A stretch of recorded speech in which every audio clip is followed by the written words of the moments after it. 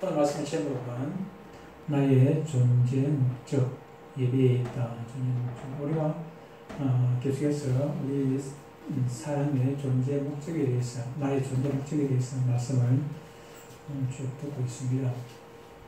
작년부터 계속해서 하나님 어떤 분이신지, 예수님 어떤 분이신지, 성령님 어떤 분이신지, 성경에 대해서, 또 천사에 대해서, 마귀에 대해서 그런 말씀을 듣고,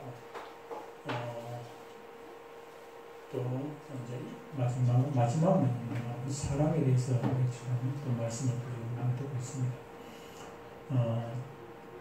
손자병법, 지피지기면 백전불태, 이처럼 말씀했죠. 백전백승이 아니고 백전불태, 위태한 경우를 겪지 않는다. 적이 강하고 내가 약하면 이길 수는 없지만 위태한 경우를 미리 대비를 하니까, 저쪽이 강하니까 위태한 경우를 당하지 않는다는 것이, 그럼 사신을 보내가지고 화해를 한다든지, 무릎 꿇고 빈다든지 어떤 방법을 써서 내 자신이 적보다 약하다는 것을 알면 그에 대한 대비를 할 수 있으니까 백전불태라고 했습니다. 불태. 근데 하나님도 알고 예수님도 알고 성령도 알고 성경도 다 알아서 다 알았는데 정작 나를 모르면은 이거는 아는 것이 아무 소용이 없죠. 그렇죠? 내가 어떤 존재인지, 내가 어떤 존재인지 그걸 알아야 하죠. 그래서 우리 자신이 어떤 존재인지를, 인간이 어떤 존재인지를 계속해서 말씀을 듣고 있고요. 그런 중에 우리 하나님께서 우리를 지으셨다는 것을 말씀을 드렸고, 하나님께서 우리를 지으실 때 그냥 재미삼아, 그냥 장난삼아 지은 것이 아니라 우리를 지으신 목적이 있더라는 것입니다. 물론 이 땅에 있는 존재는 모든 것들은 다 목적이 있습니다. 이 땅에 있는 것들, 마스크만 목적이 있는 것이 아니라 우리가 옷에 있는 이 단추 하나 다 목적이 있죠. 목적이 없는 것은 없습니다. 목적이 없는 것은 쓰레기일 뿐이다. 쓰레기. 하나님께서 사람을 이 세상에 있는 것도 다 목적이 있는데 하물며 만물의 영장인 우리 사람이 목적이 없다면 그것은 말이 안 되겠죠. 그렇죠?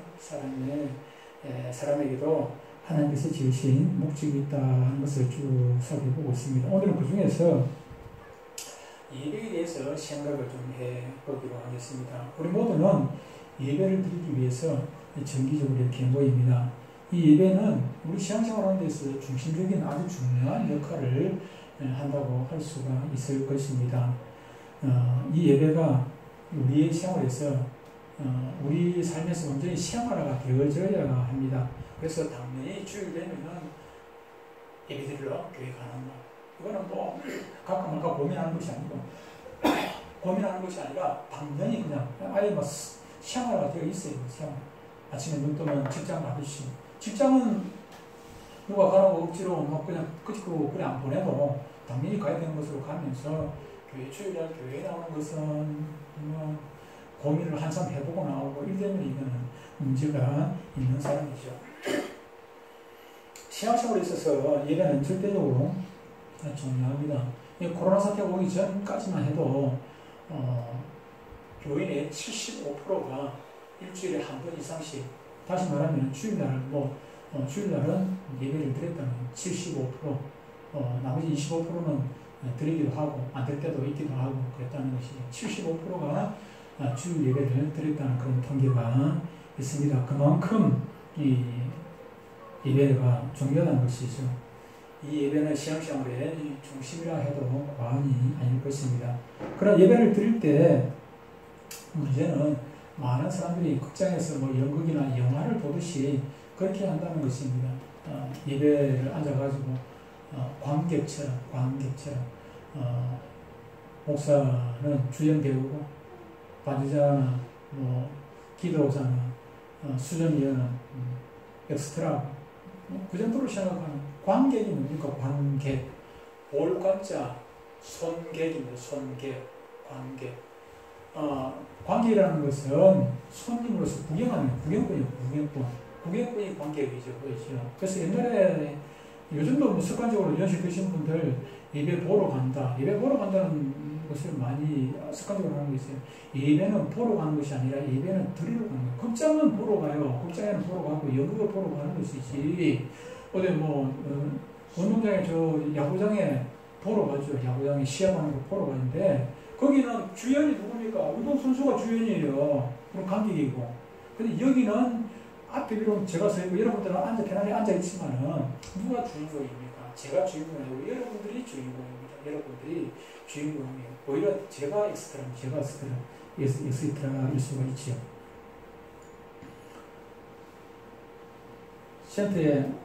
시한테 나오는 할머니 제가 교회 목사라고 하니까는 하는 말씀이 손님이 얼마나 옵니까?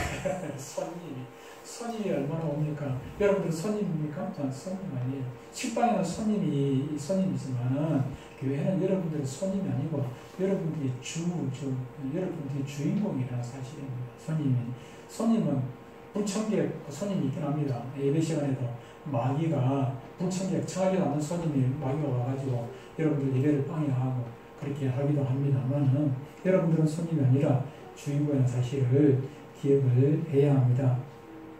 예배는 하나님의 자녀들이 하나님께 하는 것이기 때문에 예배에 참석한 여러분들이 주인공이라는 사실을 꼭 기억하고 하나님께서는 바로 우리가 주인공으로 드리는 그 예배를 기뻐받으시는 것입니다.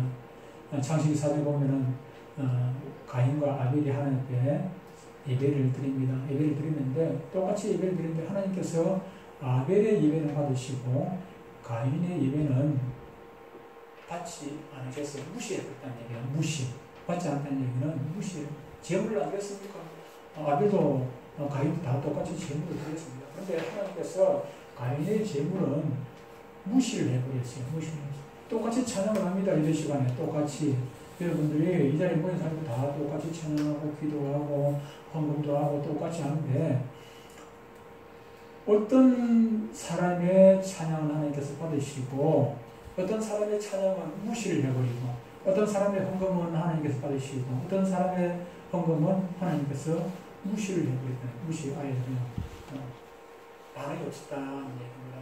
헌금을 작게 드리면 하나님께서 그 헌금을 무시합니까? 아닙니다.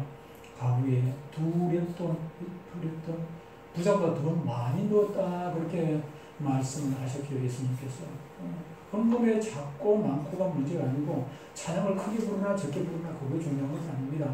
찬양을 이쁘게 부르냐 찬양을 틀리게 부르냐 그것도 중요한 건 아니에요. 하나님께서 우리의 마음을 보시기 때문에 하나님께서 내 앞에 계신 임재를 체험하고 하나님께 드리는 찬양이 있고 내가 그냥 예쁘게 보려고 하는 그건 중요한 것은 아니죠. 하나님께서 받으시는 지금도 마찬가지입니다. 이 자리는 저와 여러분이 똑같이 예배를 드리지만은 하나님께서 아벨의 제사처럼 받으시기도 하고 어떤 사람의 예배는 안 받으실 수 있다는 사실을 기억을 해야 합니다. 어떤 사람은 전에 제가 다른 데 있을 때 어떤 장로님 찬양을 열심히 잘합니다. 찬양 그렇게 합니다. 기도도 그렇게 잘합니다. 그러나 목사님이 단위에서 딱 설교 시작하면 그때부터 딱 그때부터 잘 시작합니다. 의도적으로 목사님 설교 저 인간 같지 않은 목사 설교 안 듣겠다는 것이. 그래서 제가 그 장로님께 얘기했습니다. 말씀드렸습니다. 장로님 목사 눈에 보이는 저 목사님은 인간 같지 않을 수 있어. 목사님 입에서 나오는 저 말은 성경과 하나님의 말씀이기 때문에 들으셔야 됩니다. 사람 보지 말고 말씀 들으시고 오늘 저 목사님 보러 온 거 아니지 않습니까? 목사님 그런데 목사 음악 보면 은혜가 안 된다. 은혜가 안 된다. 아이고 참 어쩌겠나. 은혜가 안 되는 것은 누구 탓입니까? 목사 탓입니까? 아닙니다. 여러분 자신 탓이라 생각하셔야 됩니다. 여러분 똑같이 설교를 하는데 똑같은 목사가 있는데 어떤 사람은 은혜를 받고 어떤 사람은 저러고 앉았고 제가 설교를 보면 알잖아요. 어떤 사람은 지금 설교를 듣고 있고 어떤 사람은 안 듣고 있고 다 눈에 보인다면 아예 몇백 명 되면 모르겠지만은 제가 전에 다르게 전사를 옛날에 전도사를 쓸 때 중학교 아이들이 한 30명 나와가지고 예배를 드리는데 딱 한 명 아니면 두 명만 그 설교를 듣고 있는 거예요. 한 명 아니면 두 명만 딱 눈에 보이잖아요. 나머지 애들은 빨리 끝나고 간식 선물 받아 가시는 거예요. 매주 그러는 거예요. 그래서 안 되겠다 싶어가지고 새로운 프로그램을 만들어가지고 설교 안 들으면은 간식이 뭐 선물을 못 받아가도록 만들어요. 와가지고 문제를 딱 문제를 붙여 놨어. 문제를 풀어가지고 답을 적어야 아주 이제 간식을 받아가지고 그럼 설교 안 들으면 답을 못 적잖아요. 그래가지고 문제도 붙여놓고 설교도 붙여놓고 그래가지고 그때 행복한 교회라는 교회에 제가 사역을 행복한 키즈나라는 프로그램을 만들어서 그렇게 했던 적이 있습니다. 그랬더니 아이들이 막 설교를 듣고 또 이거 답 적으려고 2번씩 3번씩 읽어보고 그래서 답을 적어내야 잘 적어내야 선물이 더 많이 나가지 않으니까 그 아이들이 30명 모이던 아이들 나중에 막 100명 모이더라고요. 100명 모이고 그렇게 된 적이 있습니다만 여러분도 마찬가지입니다. 우리 어른들도 와가지고 주일날 그냥 하루 시간 때우기 위해 가지고 앉아 있는 거 그거는 별 의미가 없습니다. 의미가 없죠. 구약성경에서 예배라는 단어는 윗사람에게 와서 존경을 표시하며 엎드려 전한다 하는 그런 의미가 있습니다. 아브라함 믿음 조상 아브라함이 하루나 상수리 나무 밑에 앉아 있었습니다. 그래 저 멀리서 세 사람이 길고 걸어오는 거예요. 그런데 딱 보니까 범상에 보통 사람이 아니라 보통 사람이 딱 보니까 하나님께서 보내신 사자였어요.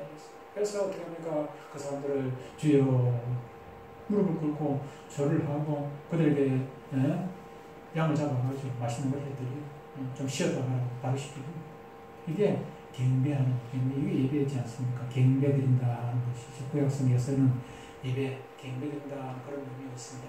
신약성경에서 쓰인 예배라는 단어는 프로스케네어라는 단어인데 프로스케네어 이 단어의 뜻은 섬긴다는 구약에는 뭐라고요? 경배드린다. 신약에서는 섬긴다. 물론 신약에서도 경배드린다는 그런 의미의 또 단어가 있기도 합니다만 섬긴다는 뜻을 가지고 있습니다. 섬긴다. 다시 말하면 예배라는 것은 하나님을 두려워하고 하나님을 섬기는 그런 의미가 있다는 것입니다.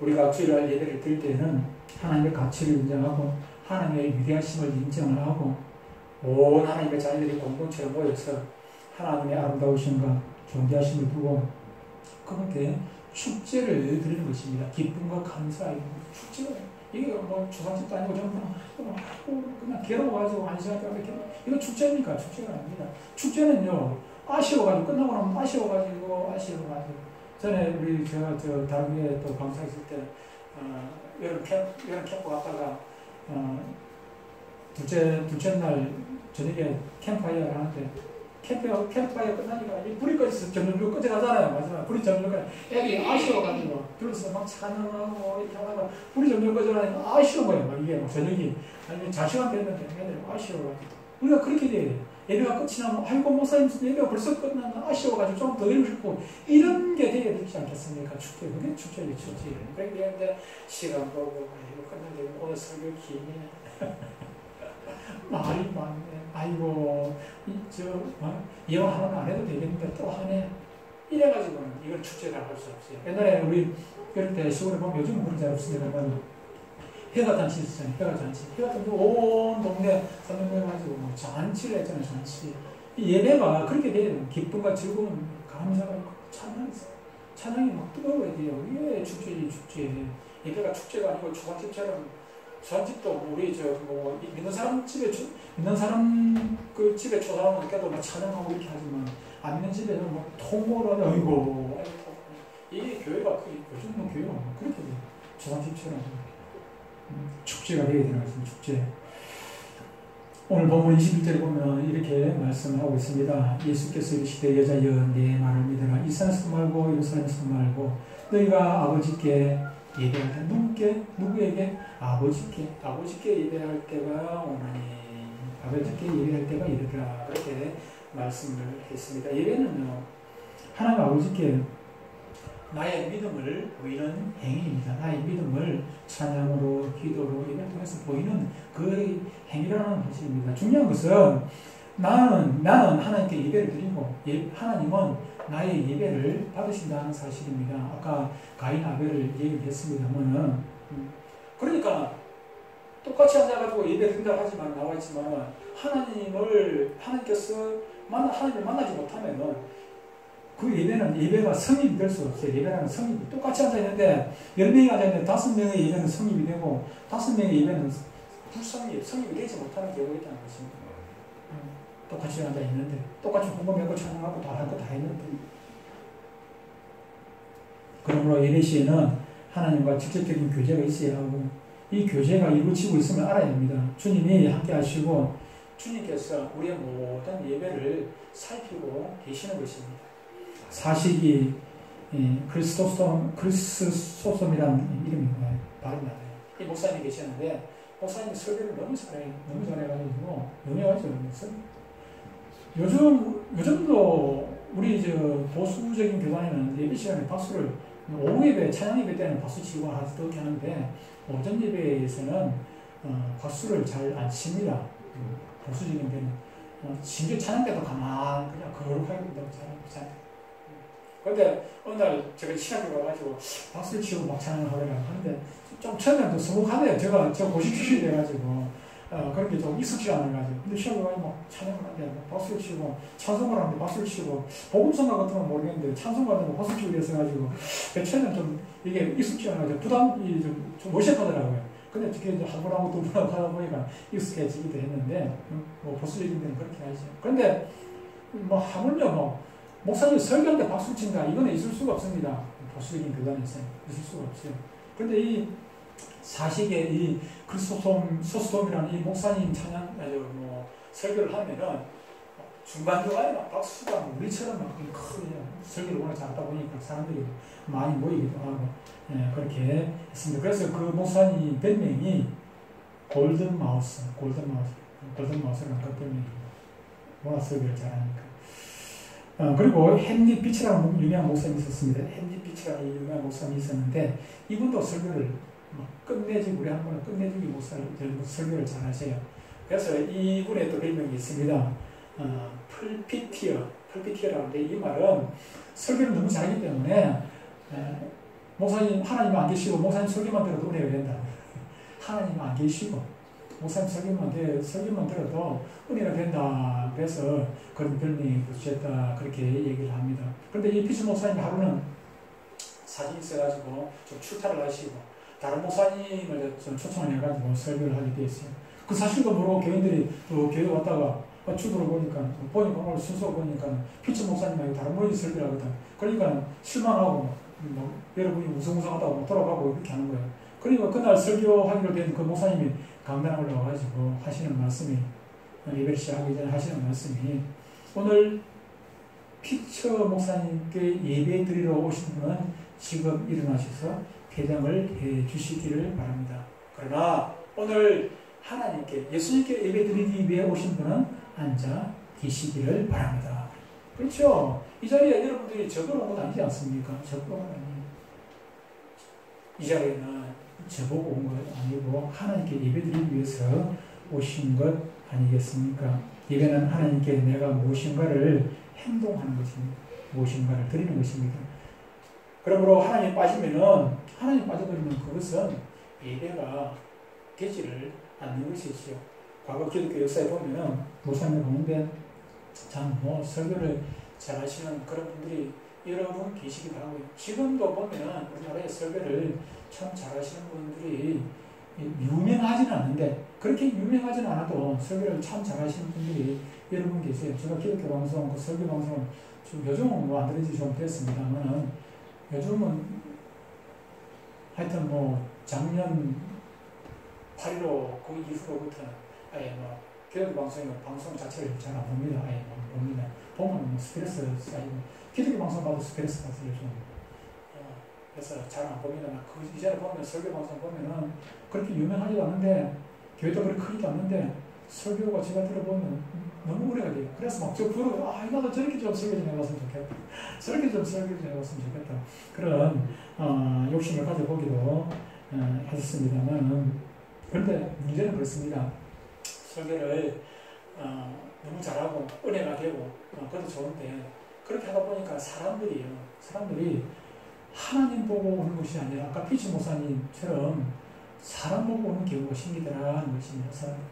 그래서 어떤 교회는 은퇴를 하시는데 목사님 은퇴를 하시고 목사님 설교를 하니까 교인이 줄어들어. 그래서 할 수 없이 은퇴하신 목사님이 또 뭐 다른 시간을 내가지고 또 예배를 드린단 말이에요. 예배를 드려. 그러면은 어떻게 됩니까? 담임 목사님이 후임 목사님, 담임 목사님이 되시는데 담임 목사님 설교할 때보다 은퇴 목사님 설교하면 교인들이 더 많이 모여. 그럼 되겠습니까? 안 되죠. 그건 옳은 일이 아니에요. 그런 일이 아니에요. 자칫하면은 그 중에 다는 아니겠지만 들어는 그 중심에 하나님이 계신 것이 아니라 하나님이 계셔야 될 그 자리에 은퇴하신 목사님이 있는 것은 아닌가. 과거에 어떤 교회에 목사님이 새벽기도 하다가 어떤 기관에 해가지고 돌아가셨어요. 그쪽 교회에서는 순교라고 얘기하긴 하는데 순교인지 아닌지 그건 자세히 모르겠습니다만 일단 돌아가셨습니다. 새벽기도 시간에 하다가 부산하는 교회인데 돌아가시고 난 뒤에 후임 목사님도 제대로 모시지 않고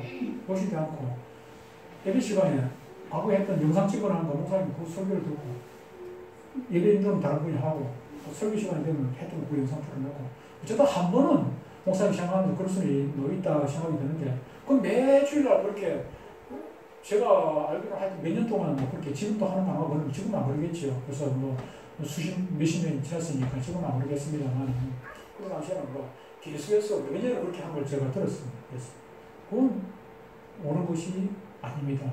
그들 가운데 하나님이 계셔야 될 자리에 그 목사님이 있기 때문에 그래서 그걸 거부를 하고 교회가 따로 떨어져 나간 교회가 있더라고요. 그 교회에서 그건 옳지 않다 이래가지고 거기에서 반기를 들고 교회가 분리되어 나간 교회가 있기도 했습니다만 그런 것은 옳지 않죠. 제가 설교를 좀 잘하지 못하기는 잘했다. 그러면 제가 그런 목사님처럼 설교를 잘하고 유명한 목사였으면 하나님 자리에 제가 여러분 있으면 안 되니까요. 그래서 하나님께서 적당하게 저를 설교를 못하게 하신 것은 아닌가 모르겠습니다만 그러나 어떤 사람은 그런 얘기를 하기도 합니다. 하나님은 눈으로 볼 수 없고 그래도 목사님은 눈으로 볼 수 있고 악수도 하고 대화도 하고 그러니까 목사님을 좋아하는 거 아닙니까? 이건 맞죠. 그럴 수 있습니다. 제가 주일학교 사역을 오래 했습니다만 제가 가는 교회마다 하는 얘기가 있습니다. 주일학교 아이들이 교회 나올 때 예수님 좋아가지고 나온 아이들이 몇 명이나 되겠니? 처음 나오면 특히 처음 초청받아가 나온 애들은 예수님 예자도 모릅니다. 처음에 교회 나올 때 단계가 3단계가 있는데 처음에 교회 나올 때는 친구 따라가지고 나옵니다. 친구 따라 강남 간다는데 친구 따라 아이들이 나와요. 친구 따라 거의 대부분 친구 따라 나온단 말이에요. 그러다가 그 다음 단계 조금 신앙이 조금 들어가면은 교회 조금 나오다 보면 선생님이 좋아서 나온 단계가 있었어요. 그러면 친구는요 아이들 초등학교 아이들 친구 오래 가진 않아요. 한 몇 달 동안 이 친구가 쭉 오라서 이 친구 없으면 못 살 것 같이 살다가 지내다가 또 몇 달 지나고 나면 그 친구 또 팽이 섞어리고 기분 나쁘다고 또 다른 친구 사귀고 제가 주일학교 해보니까 애들이 그래요. 그래서 그 친구 따라 나올 때 그때 그 친구 대신 선생님이 친구 되어주는 선생님 친구 되어줘요. 그래서 그 친구하고 좀 사이가 나빠졌다 할지라도 선생님 때문에 교회 나오게 되잖아요. 선생님 때문에 나오게 되고 설교자 때문에 나오게 되고 선생님 때문에 교회 나오는 단계가 있고 그 선생님이 영원할 수는 없어요. 선생님이 거기 계실 수도 있고 그 설교자도 그 전도사도 다른 교회 갈 수도 있고 하니까는 그 사람은 영원하지 않거든요. 요 단계에서 다음 단계 넘어갈 수 있도록 코칭을 해줘야겠죠. 그죠? 예수님 보고 나올 수 있는 단계까지 이끌어줘야 되는 것이죠. 그래서 예수님 보고 나올 단계가 되면은 친구가 대신해도 선생님이 혹시 실수를 하고 선생님이 마음에 안 들어도 심지어 설교하는 목사가 전사가 마음에 안 들어도 그 아이는 그 교회에 꾸준하게 그 교회에 나와서 주님을 만나 예수님을 만나기 때문에 꾸준하게 나오게 된다는 얘기죠. 지금도 마찬가지입니다. 어른들도 지금 이 자리에 계신 여러분도 마찬가지입니다. 혹시 여러분들이 저를 보고 나온다면 그것은 실수하신 것입니다. 실수하신. 저는요 실수가 많은 사람이고 설교도 잘하지 못하고 예수님을 대신할 만한 그런 위치하고는 전혀 거리가 먼 사람이기 때문에 저를 보고 나오셨다면 여러분은 실망할 수밖에 없고 실수하신 것입니다. 이 자리에 나오신 여러분들은 실수만은 저를 보고 나오시지 말고 예수님 보고 나오셔야 한다는 것입니다. 예배의 대상은 하나님이시라는 사실을 기억을 해야 됩니다. 예루살렘에서 말고 너희가 아버지께 예배하는 예배의 대상은 하나님이라. 그런 말이 있습니다. 달을 가리키는 손을 보지 말고 달을 보라는 거죠. 손가락이 달을 지적하고 있어요. 제가 손가락이 예수님을 지적하고 있습니다. 손가락이 예수님을 지적하고 있는데 이 손가락을 보면 됩니까? 이 손가락은 예수님을 여러분들 보라고 손가락이 있는 것이지 이 손가락이 주인공 아니에요. 예수님이 주인공입니다. 설교자와 마찬가지입니다. 설교자는 설교자를 통해 가지고 예수님을 발견해야지. 설교자의 잘하고 자신기고 못생기고 잘하고 못하고 그거 평가하는 것은 결코 옳은 일이 아닌 것입니다.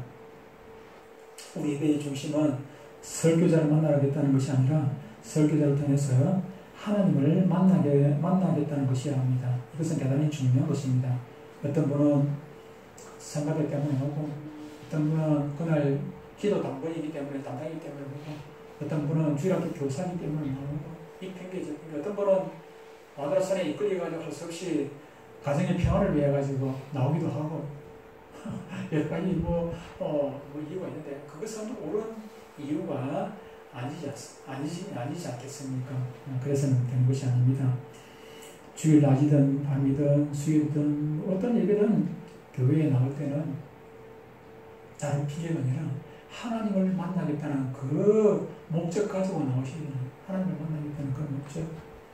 하나님을 만날 것이라는 그 기대감 가지고. 젊은 친구가 연인을 만나러 가는데 택시 기사가 잘생겼으면 뭐하고 못생겼으면 뭐 할 겁니까? 택시가 뭐 비싼 택시는 어떻고 싼 택시는 어떻습니까? 문제가 아니에요. 자기가 만날 대상이 어떤 분인가 그 어떤 사람인가 그것이 중요한 것이지 가는 길이 경유철이든지 뭐 택시든지 버스든지 그것은 그렇게 중요한 것이 아닌 것 아니겠습니까? 마찬가지입니다. 예배를 드리는데 교회가 크고 작고 그것은 중요한 것이 아니에요. 사람이 많이 모이고 적게 모이는 건 중요해요. 설교자가 키가 크든 작든 뭐 설교가 조금 부족하든 그건 중요한 것이 아닙니다. 중요한 것은 아니에요. 여러분들이 집에서 교회로 출발하는 그 순간부터 마음이 막 들떠있어요. 오늘은 주님을 만나는 그래서 옷을 사람이 잘 보이기 위해 가서 옷을 이쁘게 입는 것이 아니라 마음을 단장하는 것이 아니라 하나님께 잘 보이기 위해 가지고 우리의 마음은 하나님께 잘 보이기 위해 가지고 우리의 죄를 씻고 깨끗하게 해가지고 죄를 씻고 깨끗하게 마음이 막 가슴이 두근두근 해가지고 하나님 만나는 말씀을 통해가지고 찬양을 통해가지고 기도를 통해가지고 하나님 만날 그렇게 생각하니까는 가슴이 두근두근 해가지고 그렇게 나오셔야 될 것 아닙니까? 그래야 예배가 아까 얘기한 잔치가 아니에요. 잔치가 되는 거예요.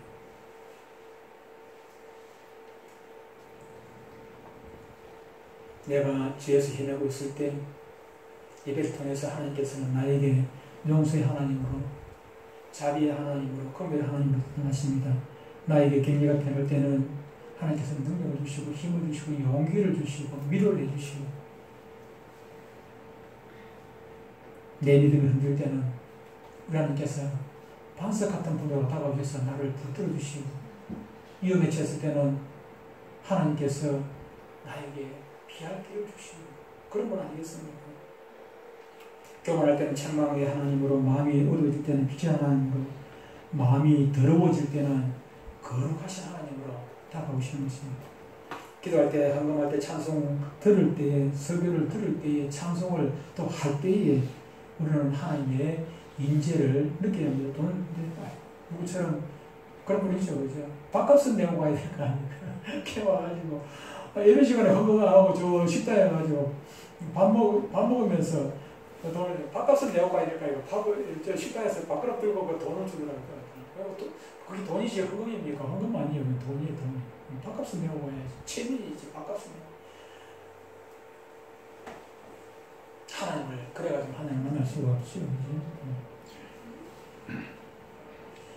하나님께서 예배 중에 우리 가운데 나타나셔서 우리 모두에게 그분의 모습을 보여주시고 그분의 음성을 들려주시고 그분의 빛을 비춰주십니다. 그 보여주시는 모습은 어느 때는 말씀으로 보여주시기도 하고 어느 때는 환상으로, 꿈으로, 내행체로 얘기해 줄 뿐만 아니라 우리의 실생활 중에서 승리하게 해주는 실생활 중에서 실생활 중에서 제가 뭐 이런 나다시피 강사 시절을 좀 오래 했습니다. 강사를 오래 했는데 왜 그렇게 했습니까? 대한민국에 목사가 넘쳐나는데 내까지 목사하려고 그런 생각을 했죠.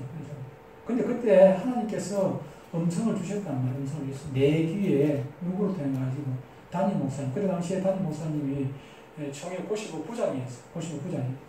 목사님이 목사 오실 때마다 왜 목사 옷이 안 보냐, 목사 옷이 안 보냐고 내 재촉을 하세요, 재촉을.